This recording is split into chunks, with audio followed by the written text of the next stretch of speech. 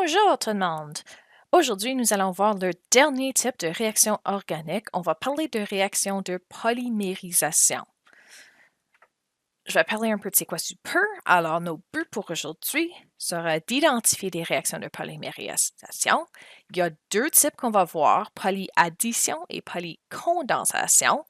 Et votre but est aussi d'être capable de différencier entre ces deux types de réactions-là. Les deux auront le même résultat. On va créer une longue chaîne de molécules à la fin, mais la manière qu'ils sont attachés est un peu différente. Et finalement, prédire les produits. Bon, alors, pour parler de polymérisation, ce qu'on est en train de créer, c'est des polymères. Alors, un polymère, c'est une très longue molécule constituée de petits morceaux qui sont d'habitude la même chose, qui sont tous liés ensemble. Ça, on appelle nos monomères. Alors, ça, c'est présent en biologie et en toutes sortes de composés organiques.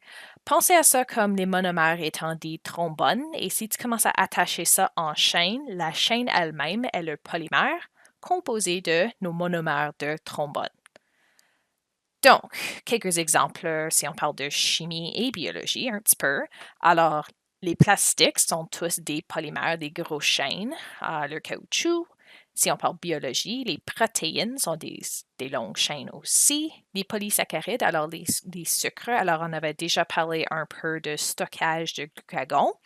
Ça, c'est un polysaccharide. L'ADN aussi. Et autres choses comme le Kevlar. Alors, ce que vous allez voir, c'est des longues chaînes de molécules. Ces petites lignes ici indiquent que c'est pas la pleine taille de la molécule. Ça continue, ça continue, ça continue, mais on n'a pas envie de tout dessiner. Donc, ça, c'est pas toute la molécule. Il y en a plus ce bord ici et ce bord-là. Bon, puis avec cette molécule, je voulais montrer, il y a actuellement deux différents morceaux qui sont attachés ensemble pour former cette chaîne-là.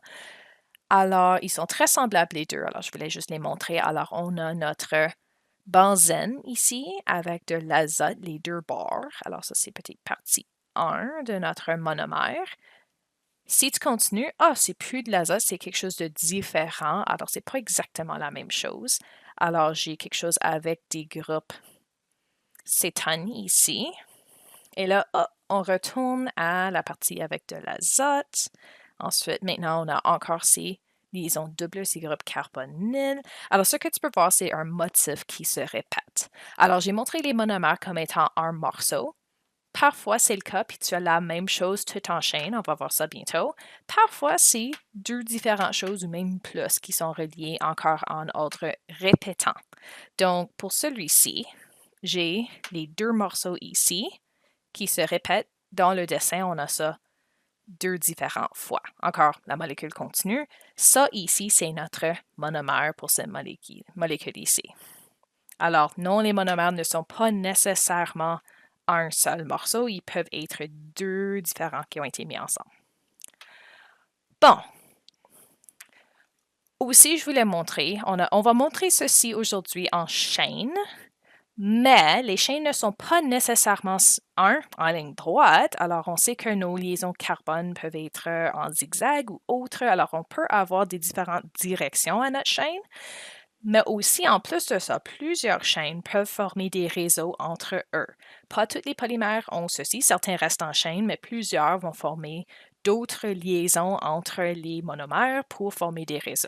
Alors, un exemple courant de ça, c'est les thermoplastiques. Alors, les plastiques, si tu chauffes ça, c'est plus facile à changer la forme. Alors, ici, j'ai un petit réseau avec thermoplastique. Alors, on a les chaînes individuelles qui sont un peu superposées un par-dessus l'autre, puis sont tenues ensemble par des liaisons intramoléculaires assez faibles. Si tu chauffes, ces liaisons-là se brisent et c'est un peu plus facile à changer la forme du plastique. En tout cas, autre option possible, dépendant, ça peut être des liaisons covalentes ou autres, mais juste pour montrer que ce n'est pas nécessairement des lignes droites. Si vous prenez le cours de biologie, vous allez voir ça avec vos protéines et autres choses.